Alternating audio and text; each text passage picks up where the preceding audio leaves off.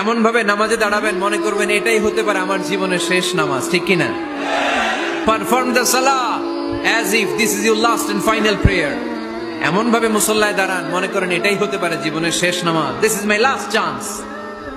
এখন বাজে 3:30। কেউ যদি বলে আসরের যে নামাজটা পড়বেন এটাই আপনার জীবনের শেষ নামাজ, ওই নামাজ আপনি তাড়াহুড়া করবেন? কথা বলেন। আরে কাঁদতে কাঁদতে আপনি শেষ।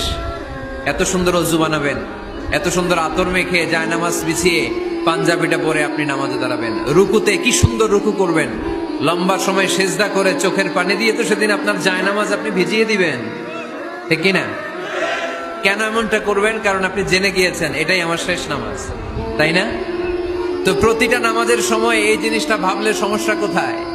আমরা যে আরো আধা ঘন্টা এখানকার সবাই বেঁচে থাকবো কোনো গ্যারান্টি আছে? আরো 10 মিনিট হায়াত পাবো, গ্যারান্টি? 5 মিনিট, 2 মিনিট, শ্বাস যেটা নিলাম, ব্রেথ ইন করলাম, এটার ব্রেথ আউট করতে পারবো, কোনো গ্যারান্টি আছে?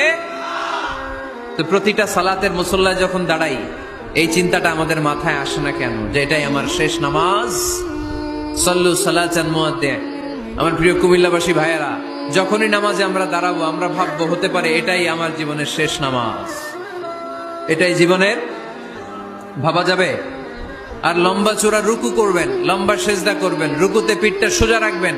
আল্লাহর হাবিব সাল্লাল্লাহু আলাইহি ওয়াসাল্লাম যখন রুকু করতেন পিঠটা থাকতো স্ট্রেট ফরওয়ার্ড, বাঁকাও না উঁচুও না, ওয়াকানা বাইনা যালিক। সাহাবারা বলতেন আল্লাহর হাবিব সাল্লাল্লাহু আলাইহি ওয়াসাল্লামের রুকুর পিঠের উপরে পানি ভর্তি কোনো গ্লাস রেখে দিলে গ্লাসটাও কাঁপবে না, পানিটাও পড়বে না। তার মানে বাঁকা ছিল পিঠ, তাই না? কি ছিল? সোজা।